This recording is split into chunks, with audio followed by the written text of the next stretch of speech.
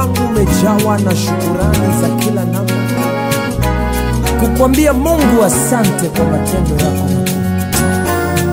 Sijasahau ulikonitoa, nimeandika.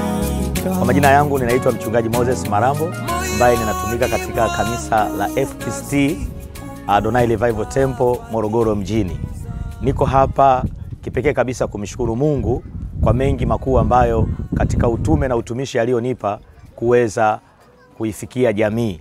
Siku ya leo ni siku ya kipekee sana. Tumeweza kufanikisha hitaji kubwa la jamii ya kijiji cha Sangasanga. Kijiji hiki kina wakazi zaidi ya 1700 na kuendelea wanaoishi katika kijiji hiki.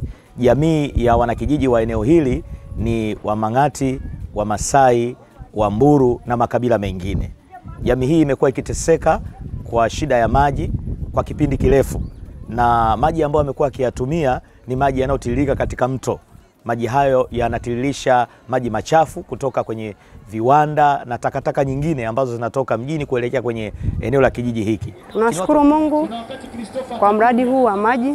Tulikuwa tunateseka, tunafuata maji mbali, na mara zingine maji yenyewe yana sumu au yanaisha mpaka tunachimba visima. Tulikuwa tunateseka sana. Kwa watu wamekuwa wakipata changamoto za matumbo, kuumwa mara kwa mara.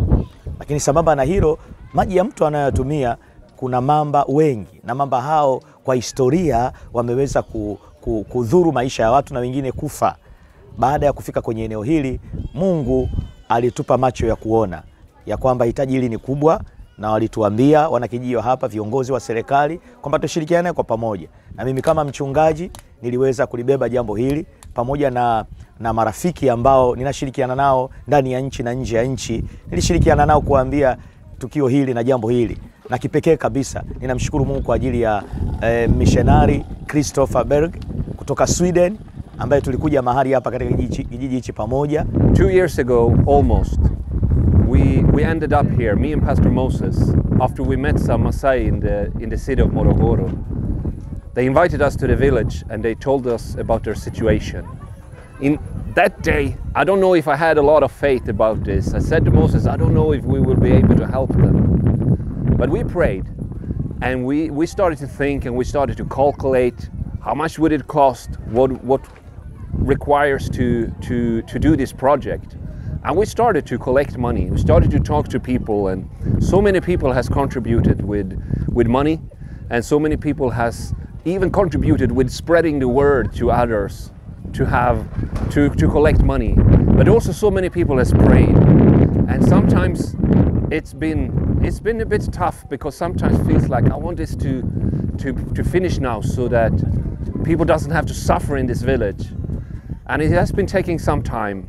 But now finally we are here this day to celebrate that we have the water well here now. I'm so grateful. I'm grateful to every person who has been part of this project.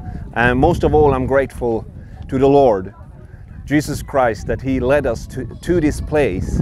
He saw these people and He wanted to help them. And by His grace, He used me, He used Pastor Moses and many, many others to be able to bring fresh water to this village. Maji hii tumepata kupitia mzee wetu Yakobo. Alikuwa ameumwa, nikaipeleka hospitali. Baada ya kuipeleka hospitali, nikakutana na wasungu nje ya hospitali. Ndiyo nikaongea naye, tukamuombea mzee Yakobo chini ya miti. Huyu msungu alisema kwamba mimi napenda Wamasai, mko wapi? Nikamwambia tuko Sangasanga. Hello, my name is Lina Berg. I'm married to Christopher, who's been a big part of this whole welding project.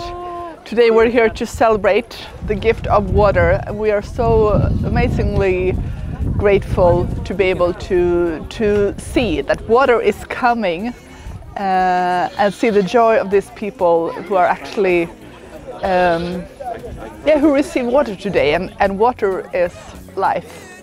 We are so grateful for that and for everything that comes with that. And we are blessed to be a part of this, and the biggest thanks goes to God, of course, our Christ and Savior. Amen. time, one more time. Ta-la-la, ta-la-la.